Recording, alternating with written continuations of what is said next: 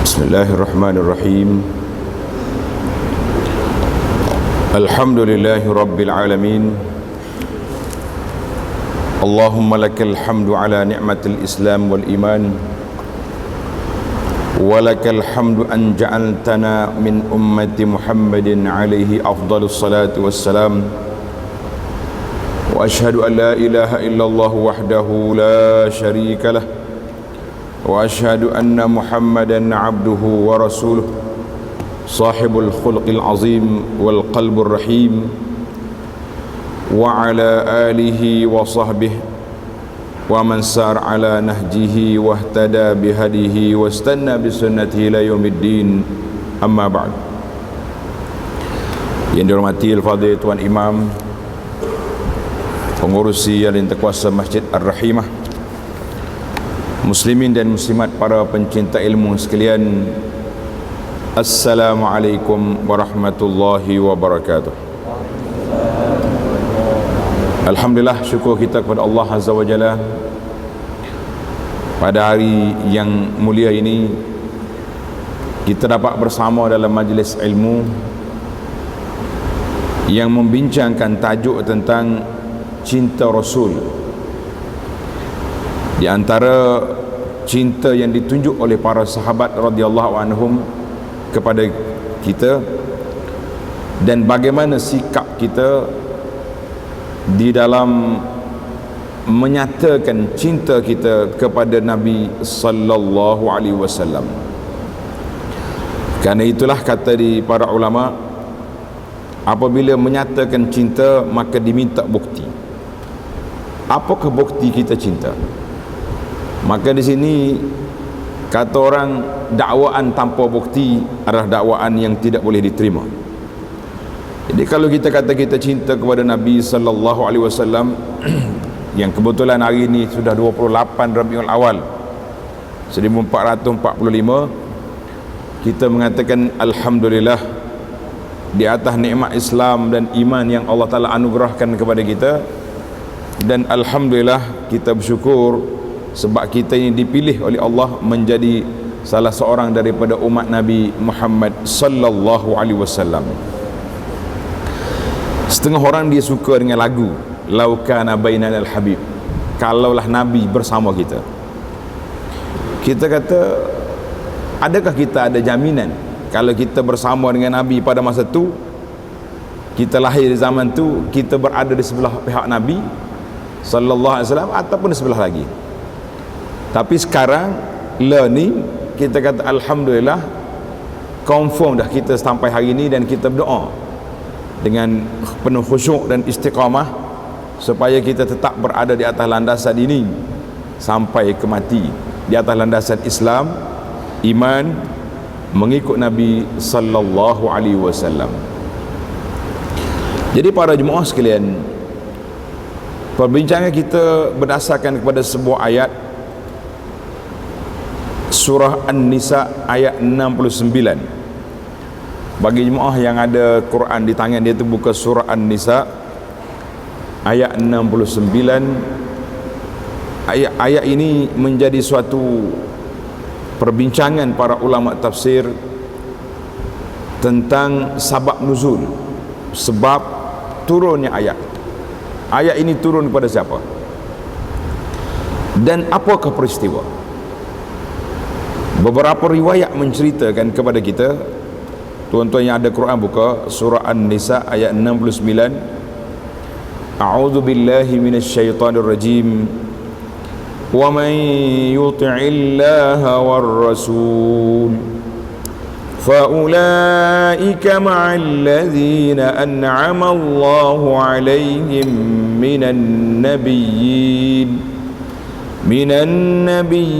was-siddiqin wasyuhada'i was-salihin wa hasuna ulaika rafiqa. Wa man yuti'illaha war rasul, siapa dia taat kepada Allah Taala dan Rasul. Itu syarat yang pertama, taat kepada Allah dan Rasul. Dia panggil, dia guna kalimah waw. Waw mana dan, artinya ketaatan kita kepada Allah Azza wa Jalla mutlak. Ketaatan kita kepada Nabi sallallahu alaihi wasallam juga mesti selari. Tak mungkin kalau ada orang sekarang zaman kita hari ni, sebahagian masyarakat ni dia kata apa? Dia kata dia nak pakai Quran saja, dia tak nak pakai hadis. Kita kata itu kepincangan yang besar. Bagaimana kita boleh ambil Quran tak ambil hadis? Maka itu yang dikatakan sebagai orang yang anti hadis di Malaysia. Di negara-negara sebelah Arab tu dia panggil Quraniyun, dia pakai Quran saja, hadis dia tak mau. Sedangkan dalam ayat ini Allah Ta'ala letak sekali, yuti'illaha war rasul, siapa dia taat pada Allah Ta'ala dan taat pada Rasul. Allah Ta'ala perintah kita taat kepada Allah, dan dengan perintah Allah kita taat pada Rasul sallallahu alaihi wasallam. Artinya ketaatan kita kepada Rasul dengan perintah dari Allah Azza wa Jalla. Maknanya kalau kita nak pegang Quran, bermakna Quran suruh kita ikut Nabi sallallahu alaihi wasallam. Wa man yuti'illaha war rasul, siapa dia taat kepada Allah Ta'ala dengan Rasul.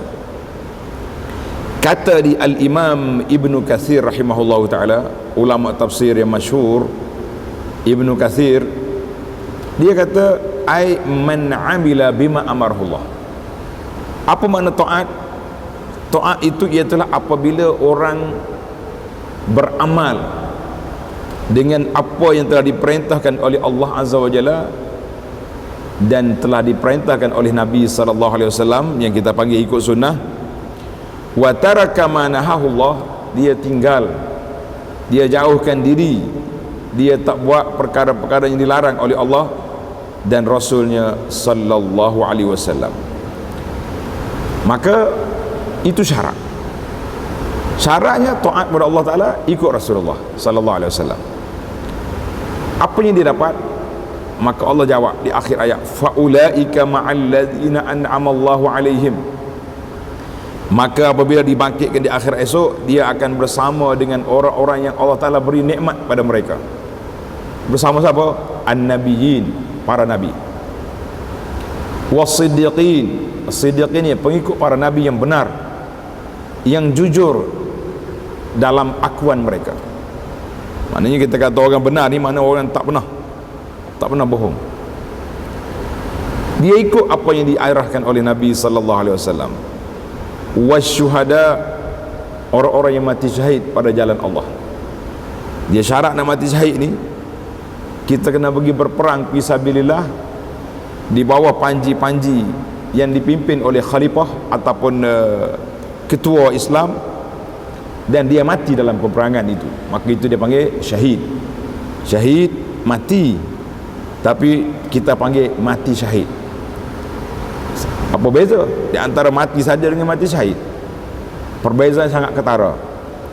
Macam sehari dua ni, sahabat-sahabat kita di Palestin, di Gaza sedang berjuang. Kita yang ada jauh daripada mereka, jangan komen kalau tak tahu benda. Oh, rugilah dia mati muda lagi. Kita kata orang yang duduk di medan perjuangan, mati syahid itu cita-cita dia nak mati.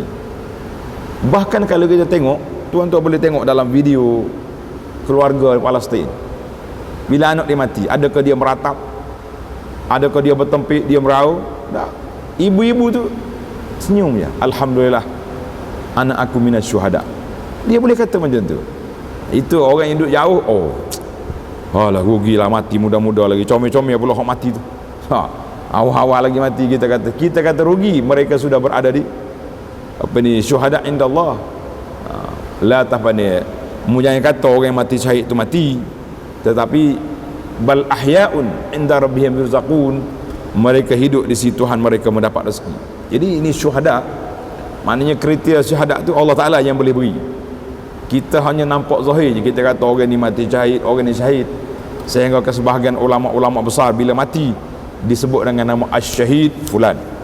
Kita mengatakan kita tak berani nak putuskan orang ni syahid ke tidak, soalnya itu di bawah bidang kuasa Allah Azza wa Jalla.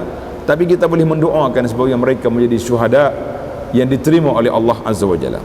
Itu yang kedua. Yang ketiga, was-salihin, akan dibangkitkan bersama dengan orang-orang yang saleh. Dibangkitkan bersama dengan orang yang saleh. wa hasuna ulaika rafiqa, mereka bersama dengan orang-orang yang baik menjadi teman di akhirat esok. Allahumma ja'alna minhum ya Allah, ya Allah jadikan kami termasuk di kalangan orang-orang yang dibangkitkan bersama an-nabiyyin was-siddiqin wasyuhada'i was-salihin ya rabbal alamin ya arhamar rahimin. Itu ayat. Untuk tanda ayat ini ada kisah. Apa dia kisah? Beberapa riwayat yang telah diceritakan oleh para ulama tafsir tentang sabab nuzul ayat ini. Dia kata sabab nuzul mana? Sebab turunnya ayat Quran ini. Sebab ayat-ayat Quran ini ada kadang-kadang ada sebab. Dia panggil sebab nuzul, maknanya punca nak jadi cerita. Tetapi kita kena ingat, kalau ayat itu turun kepada sahabat Nabi, ni dalam cerita ni turun pada sahabat Nabi, ataupun ayat lain turun kepada Yahudi, kita jangan pula kata ini ayat untuk Yahudi, ini ayat untuk Quraisy, ini ayat untuk munafiqin.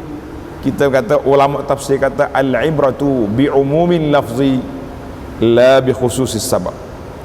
Ibrah yang diambil kita kira dalam ayat-ayat itu umum lafaz dia, bukan khusus pada sebab. Mana kalau khusus pada sebab ni, kita orang Melayu ni tak jumpa apa dah kita. Nah, ada ayat untuk Melayu? Ada. Hak mengaku jadi Nabi Melayu pun tak terima wahyu. Nah, nak terima wahyu apa ni? Bagai sesat. Satu kisah.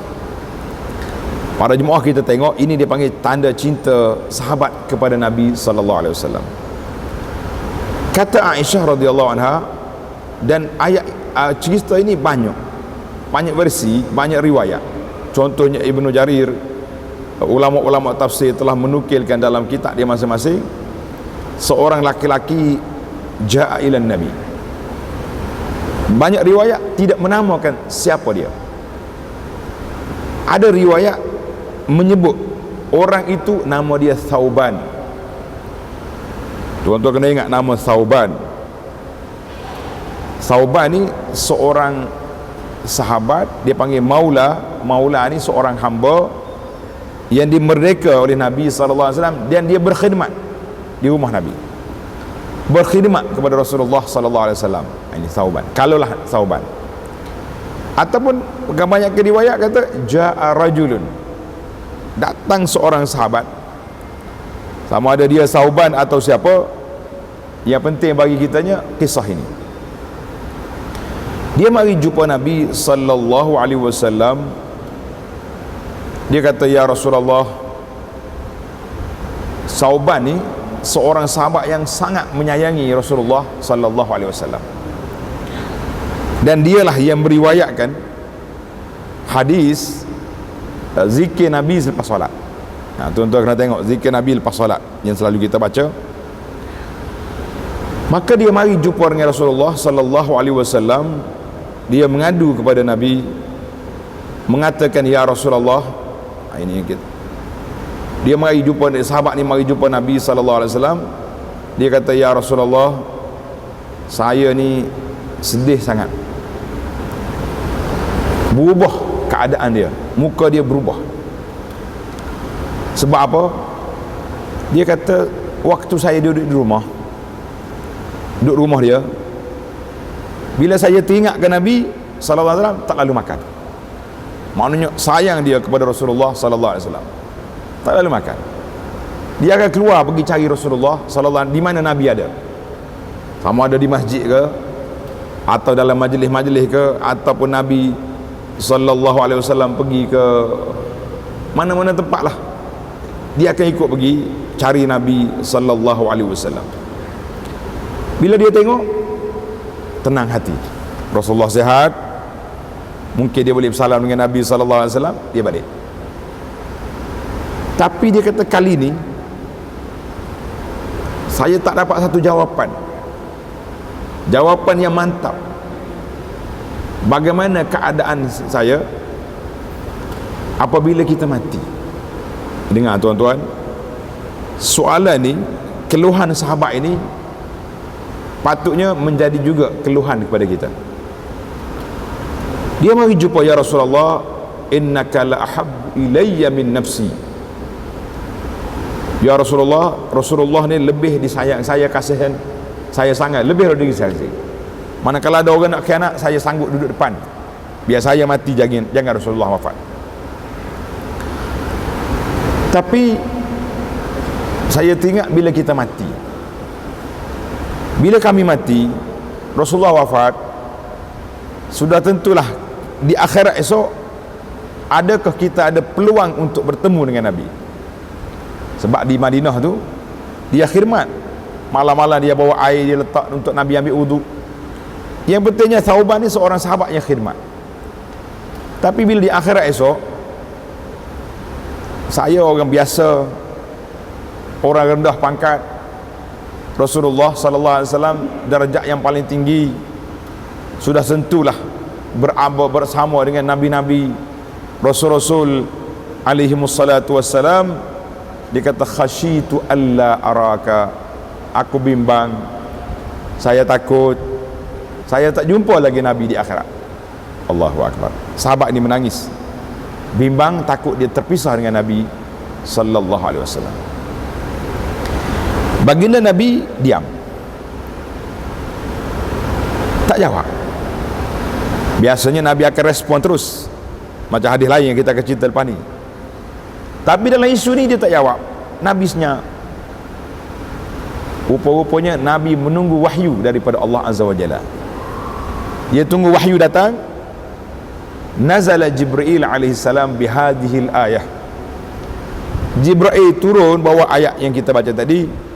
Wa man yuti'illaha war rasul, siapa dia taat kepada Allah Taala dengan Rasul, maka dia akan dibangkitkan bersama dengan golongan yang Allah Ta'ala beri anugerah nikmat pada mereka, golongan para nabi, para siddiqin, syuhada, salihin, wa hasuna ulaika rafiqa.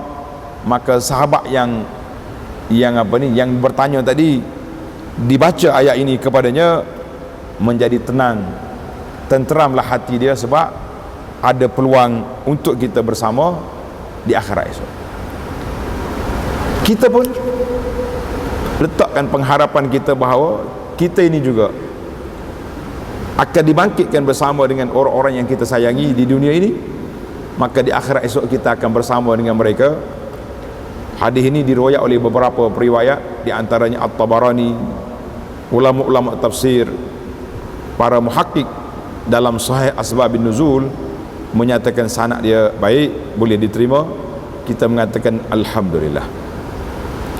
Jadi para jemaah sekalian, bila sebut tentang cinta Nabi sallallahu alaihi wasallam, ada sebuah buku yang saya terjemahkan. Ini buku ni menarik, nama dia Tahzibus Sirah, ringkasan sirah Nabi sallallahu alaihi wasallam, yang disusun oleh Al-Imam An-Nawawi rahimahullah taala. Dalam buku ni lengkap ringkasnya dia. Bagi anak kempen lah, tuan-tuan dan puan-puan baca buku ni. Tak kira dia kata bulan Rabiul Awal nak habis dah, bulan Rabiul Awal nak habis pun, cinta Nabi ni bukan bermusim. Cuma menggerakkan semangat pada musim ni. Tapi berterusan lepas pada ni 100 muka surat mesti mampu baca dah. Kalau kita bawa yang 200-300 muka, dia kata tebal. Dalam kitab ini dia menyatakan kronologi 10 tahun Nabi sallallahu alaihi wasallam di Madinah, apa yang berlaku. Kronologi 10 tahun, apa yang terjadi. Jadi kita kena ingatlah, tahun yang pertama, andainya orang mari tanya kita, awak baca sejarah Islam? Kenapa tak baca? Kisah Nabi kena baca tak? Baik. Tahun yang pertama, apakah peristiwa besar yang terjadi? Kalau orang tanya kita, tahun pertama hijrah, apa dia peristiwa besar? Dia tak boleh tanya panik lah dia. Dia tak boleh tanya. Kalau tanya tak ingat. Kita duduk kaji apa dia peristiwa besar. Tuan-tuan jangan panik. Nama dia pun tahun pertama hijrah, sudah pasti yang paling besar sekali sejarah itu hijrah. Jadi kita letak 10 tahun perjalanan daripada Nabi SAW berhijrah. Tahun yang kedua berlakunya peperangan Badar, tahun yang ketiga Uhud, tahun yang kelima Ahzab, sampai ke Nabi wafat sallallahu alaihi wasallam. Tuan-tuan boleh baca. Jadi bila kita tengok para sahabat cinta Nabi, dengan cara mereka, cinta kita dengan cara kita. Ada betul, ada tak betul. Kita sebut yang betul je lah, sebut yang tak betul memang marah dia orang pula. Awak ni macam-macam huraian dia. Kita nak cinta Nabi pun tak betul juga. Yang betulnya iaitulah kita cinta sebagaimana yang ditunjuk oleh para sahabat radhiyallahu anhum apabila mereka mencintai Rasulullah sallallahu alaihi wasallam, dari sudut perkataan, dari sudut amali, dan bagaimana respon Nabi sallallahu alaihi wasallam kepada para sahabat. Kita tak usah cerita panjang, masa kita pendek. Maka contohlah Nabi sallallahu alaihi wasallam bila dia nak ajar kepada para sahabat suatu amalan, dia tunjuk mesra. Contohnya Muaz bin Jabal. Muaz. Bila sebut Muaz ni, saya teringat kepada sejarah saya dengan Al-Fadhil Tua Imam kita ni di Masjid Muaz lagi. Nah, sejarah kita daripada Muaz. Hari ni jumpa pula di Ar-Rahimah. Lama. 15 tahun ke berapa lebih mungkin. Ada. Nah. Muaz bin Jabal ni seorang sahabat. Nabi pegang tangan dia. Nabi kata apa? Ya Muaz, inni uhibbuk. Wahai Muaz, aku sayang pada kamu. Tuan-tuan dan puan-puan, bayangkan Nabi sallallahu alaihi wasallam mengisytiharkan dia sayang pada sahabat. Kemudian apa yang Nabi nak pesan? Dia mula dengan psikologi, inni uhibbuka, aku sayang padamu. Ingat, jangan tinggal. Setiap kali lepas solat baca Allahumma a'inni ala zikrika, Allahumma a'inni ala zikrika wa syukrika wa husni. Alhamdulillah. Kalau boleh sambung tu mana baca dah tu. Nah, cuma hari ni kita tak pegang tangannya. Dia panggil hadis mustasar tu kena pegang tangan. Nak pegang tangan belakang hari ni pas cerah sini ya kita. Nah, pakai ijazah gitu. Allahumma inni ala, kena baca. Nabi kata la tadak, mu jangan tinggal hadis ni bila aku ajar. Maka Muaz radhiyallahu anhu pasti tak akan tinggal dalam Nabi pegang dia lagi. Itu cara Nabi sallallahu alaihi wasallam bila dia pegang sahabat, dia beritahu inni uhibbuka. Kita pun bila kita sayang kepada sahabat-sahabat kita, kita juga kena menyatakan dengan mulut, aku sayang padamu. Jadi para sahabat tengok tadi, sahabat yang datang tadi, tak kira lah sama ada dia Sauban atau lain, dia telah menyatakan, ya Rasulullah, saya sangat menyayangi Rasulullah lebih daripada diri saya sendiri. Cuma dia bimbang di akhirat esok boleh bertemu atau tidak. Allahu Akbar. Maka datang lagi para sahabat yang lain, banyak lagi cerita-cerita sahabat lain yang datang bagi tahu. Contohnya hadis yang diriwayat oleh Imam Bukhari rahimahullah ta'ala daripada Abdullah bin Mas'ud. Ibnu Mas'ud ni salah seorang daripada pembantu Nabi. Dalam buku ni dia tulis, dia panggil sahibun na'li, yang pegang selipar Nabi. Bila Nabi kita masuk masjid, selipar dia pegang, dia letak dalam bekas dia. Kadang-kadang dia pakai di lengan dia ni, dia letak takut hilang. Contohnya tempat orang ramai dia pegang. Itu dia panggil sahibun na'li. Kita jangan salah tempat. Selipar ni dipakai di kaki. Nah, cuma dia pegang tadi takut hilang. Ibnu Mas'ud kata, ja'a rajulun ila Rasulillah sallallahu alaihi wasallam. Ana pun banyak bila kita baca beberapa peristiwa sahabat menyayangi Nabi ni sallallahu alaihi wasallam, kita rasa kenapa mereka tak namakan, tak sebut nama ja'a fulan, sedangkan dia kenal. Sebab kelompok di zaman Nabi belum lagi besar, di peringkat awal tak ramai. Kronologi peperangan, dalam peperangan Badar baru ada 313 tentera. Peperangan Uhud baru ada 1000. Ahzab barulah naik 3000. Pembukaan kota Mekah baru ada 10,000. Maknanya peringkat awal tidak ramai. Tapi sahabat dia tak cerita nama, dia kata ja'a rajulun, datang seorang laki-laki. Maknanya di sini para ulama pengkaji mengatakan lebih elok kita tak usah namakan dia, sebab kita nak mana-mana laki-laki yang beginilah sifat dia, itulah balasan dia. Kita harapkan tuan-tuan boleh kita berdoa pada Allah SWT, Allahumma ja'alna minhum, ya Allah jadikan kami ini di kalangan mereka, di kalangan orang ini. Dia mari, ya Rasulullah sallallahu alaihi wasallam, kaifa taqulu fi rajulin ahabba qauman wa lam yalhaq bihim, bagi tahu pada saya bagaimana dengan seorang laki-laki yang mencintai satu kaum. Maknanya dia sayang pada orang ni, tapi dia tak boleh nak ikut mereka, lebar dia kecil, lebar dia rendah. Macam kita lah, sahabat dengan Nabi tadi, Nabi mesti tingkat dia tinggi, kita rendah. Maka Nabi terus jawab, Nabi jawab, al-mar'u ma'aman ahab. Nabi SAW beritahu, mu jangan bimbang, setiap orang di akhirat esok akan dibangkit oleh Allah Azza wa Jalla bersama dengan siapa yang dia sayang, bersama dengan siapa dia sayang. Jadi sudah pasti kalau kita tanya kita kata kita sayang kepada Allah dengan Rasul sallallahu alaihi wasallam dalam sudut mulut, tapi dari sudut tindakan, betulkah kita sayang kepada Nabi sallallahu alaihi wasallam? Betul ke tidak? Minta maaf lah kalau kita buat contoh yang berlaku di mata kita. Waktu hari perarakan Maulidi Rasul, peringkat kebangsaan ke peringkat negeri, ramai tak ramai orang berlagak? Berapa jam dia berlagak? Kita pun lama tak pergi berlagak ni, 3 jam daripada pukul 9 habis pukul 12. Semangat berpeluh-peluh.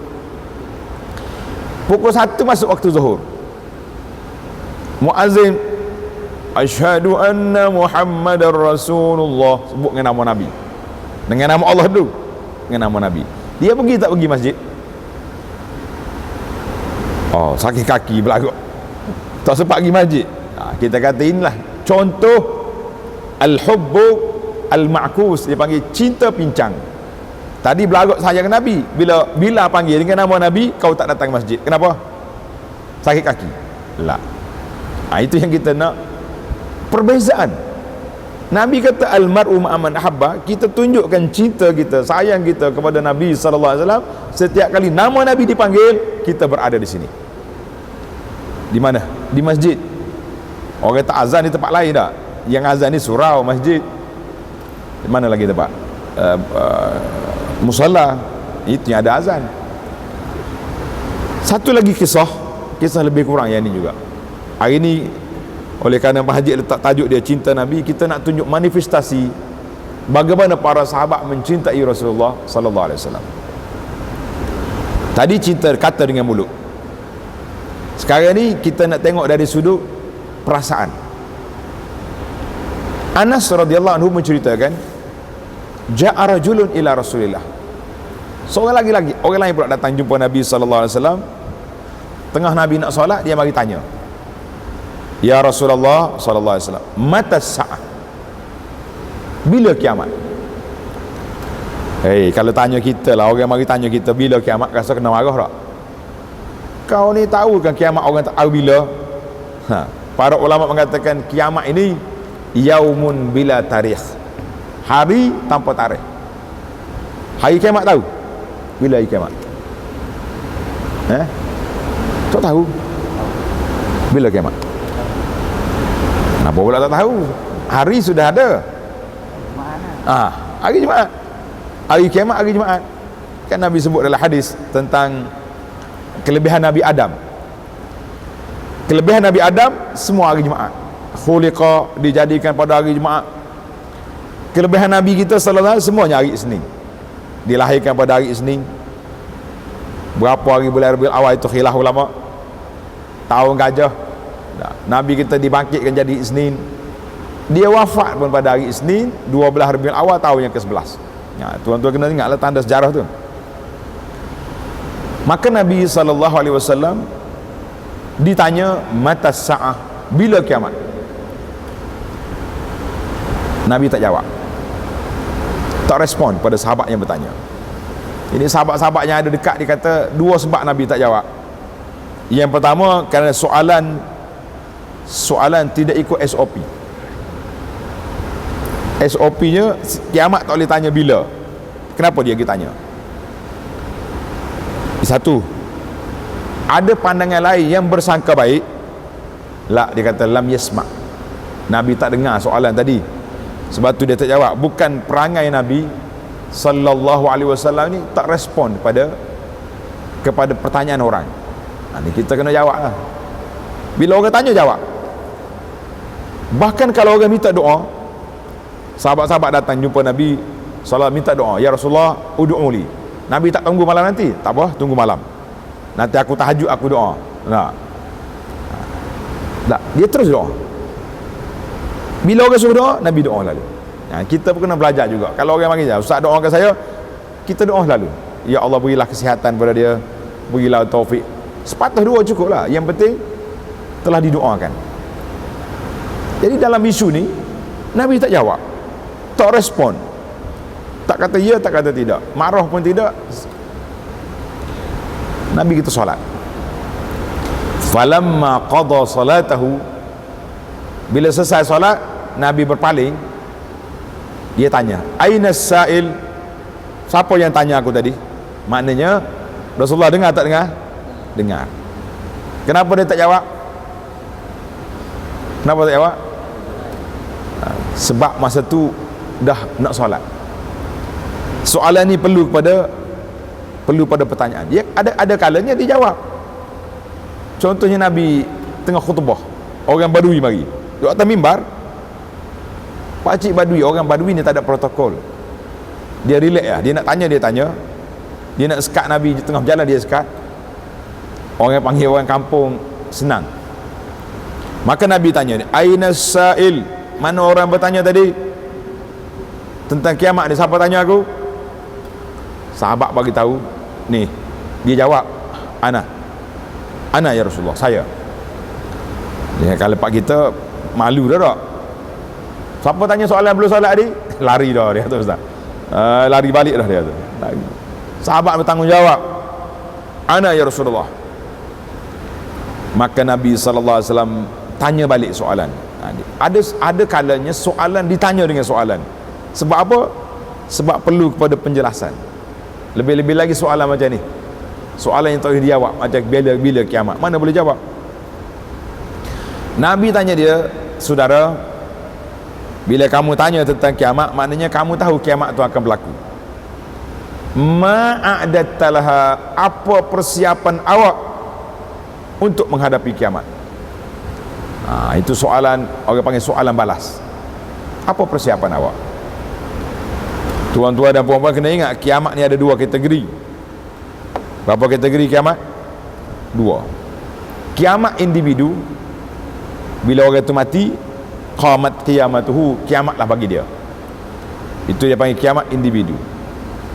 Kiamat besar, kiamat hak sungguh tu, apabila berlakunya tiupan Israfil, tiup serunai dia, barulah kiamat.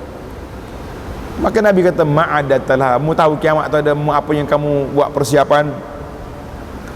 Qala, jawabnya sahabat tadi, ya Rasulullah, ma'adatulaha kabira salatin wala shamin. Persiapan saya tak banyak, tak adalah solat sunat banyak, puasa sunat banyak pun tak juga, ada riwayat kata sedekah banyak pun tidak. Jadi maknanya level tu, cara dia jawab tu macam kena dengan kita tak? Kita pun nak jawab macam ni juga. Persiapan tak banyak, kiamat apa ni, solat sunat kurang, jarangnya ada solat, ada tak solat. Kerana itulah saya tengok setengah pakcik-pakcik kita ni mari awal masjid, orang azan subuh tak masuk masjid, duk main sebatang lagi dekat parking motor. Rugi. Patutnya orang dah azan masuk dalam masjid. Raka'atayil fajri khairum minad dunya wa ma fiha. 2 rakaat solat sunat fajar lebih baik daripada kita milik dunia dan isi kandungan. Bukan setakat dunia, segala isi dunia ni hak kita belaka. Ni kita boleh sikit-sikit ni pun rasa nikmat dah dunia ni tak? Rugi. Mari awal tak masuk masjid. Mari awal duduk buah kat luar. Apalagi kat dalam pagar masjid bisa okok juga. Lagi dahsyat. Mari kita balik ke tajuk sahabat ni. Dia kata, ya Rasulullah, saya ni tak banyak solat, tak banyak puasa, tak banyak sedekah sunat, tetapi ini aset besar dia apa? Illa anni uhibbullaha wa rasulah, tapi saya sayang kepada Allah Ta'ala dengan Rasul. Ini dia panggil aset utama dia sayang kepada Allah dengan Rasul. Faqala Rasulullah sallallahu alaihi wasallam, maka Nabi beri respon pada sahabat ini, al mar'u ma'aman ahabba, seorang itu akan dibangkit di akhirat esok bersama dengan orang yang dia sayang. Wa anta ma'aman ahbabta, engkau akan dibangkit oleh Allah bersama dengan orang yang kamu sayang. Sekarang ni kamu sayang pada siapa? Sayang pada Allah dengan Rasul, kamu akan dibangkit bersama dengan Nabi sallallahu alaihi wasallam.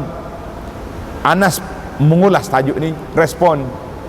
Dia kata, fama ra'aitu farihal muslimun, aku tak tengok sahabat-sahabat bergembira setelah mereka masuk Islam lebih daripada cerita hadis ni, jaminan Nabi sallallahu alaihi wasallam untuk bersama dengan orang-orang yang sayang kepada dia.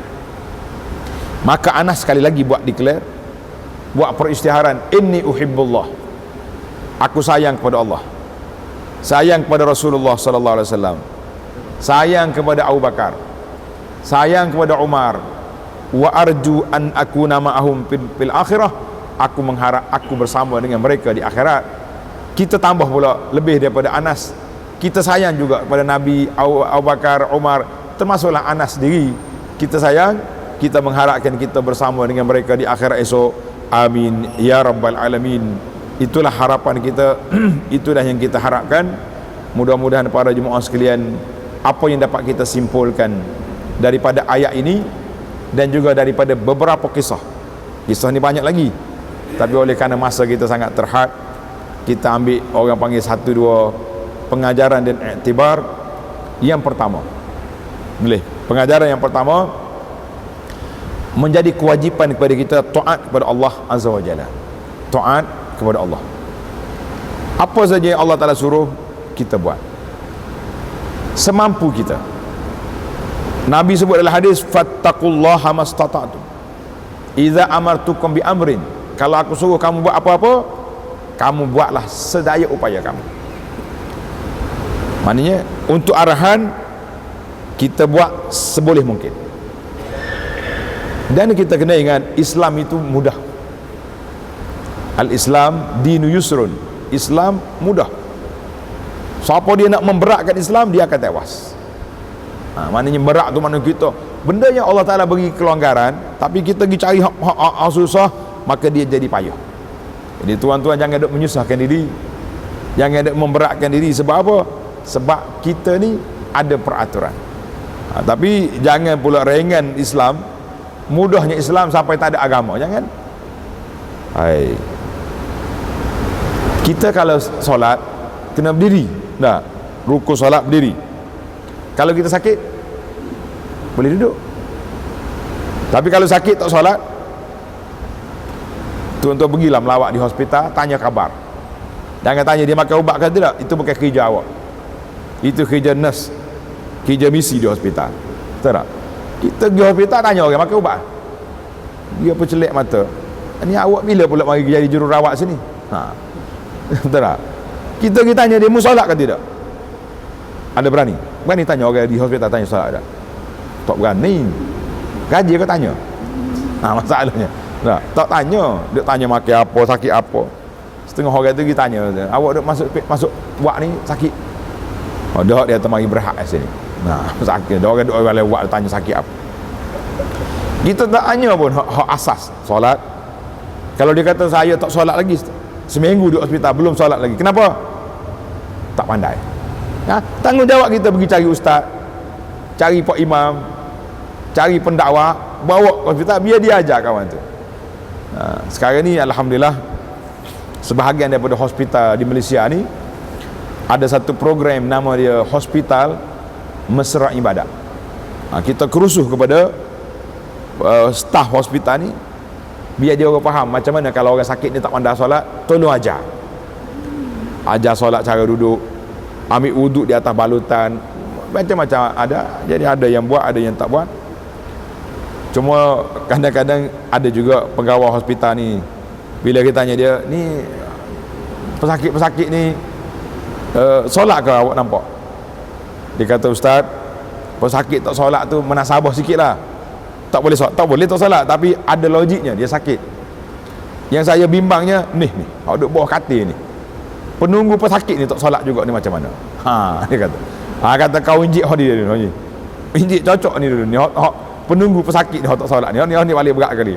Hak sakit tak solat logik. Hak penunggu ni, hak dah habis makan ni orang mari tu, dia je makan je. Masa apa tahu dah kawan tu duduk masuk hospital kecil mani, bawa golongan pula pergi, bawa buah rambutan apa pun. Jadi kita panggil tak ada fiqhul waqi' kita. Jadi kita kena ingat ketaatan pada Allah Ta'ala dengan Rasul semampu kita mungkin kita buatlah. Tadi contoh yang saya tunjuk dari sudut amali, iaitulah kisah Ibnu Umar. Tuan-tuan kenal nama Ibnu Umar? Ibnu Umar ni seorang sahabat yang sangat ikut jejak Nabi SAW. Nabi buat apa dia buat. Bahkan Nabi berhenti tengah jalan buang air, dia berhenti buang air situ. Bukan sunnah tau buang air, bila nak buang air ya, tapi dia nak contoh dia. Suatu hari dia pergi solat jenazah, dia tak ikut ke kubur, tak pergi kubur. Macam kita hari ni lah, lepas solatnya dia balik.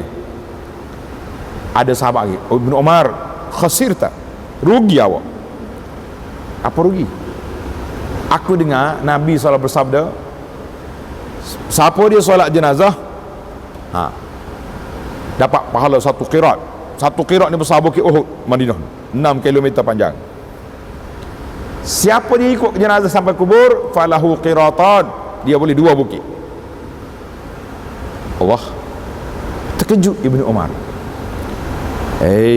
Betul kan ni? Dia pun hantar wakil dia, pembantu dia pergi tanya isteri Nabi sallallahu alaihi wasallam radhiyallahu anhu. Betul ke? Sambil tunggu wakil dia datang. Masjid Nabi bukan ada kapet, dia ada pasir batu-batu, dia duduk pegang anak batu tu. Kata orang macam resah keadaan, menunggu ni resah. Bila datang sahabat dia yang bertanya, ya Ibnu Umar, benar riwayat apa yang disebut oleh sahabat tadi? Ibnu Umar campak batu, dia mengeluh, dia kata laqad fatatna qararit, berapa banyak pahala, bukit-bukit pahala yang kita terlepas sebab pergi solat jenazah tak ikut ke kubur. Itu habislah. Contohnya sangat banyak.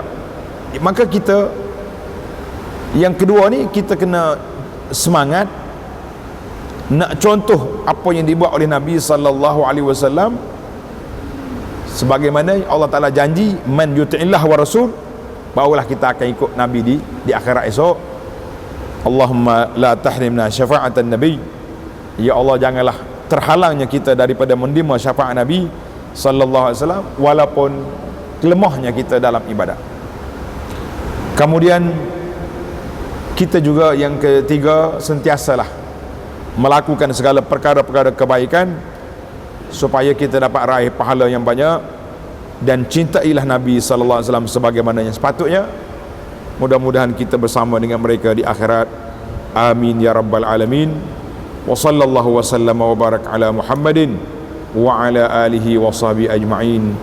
Walhamdulillahi rabbil alamin. Wassalamualaikum warahmatullahi wabarakatuh.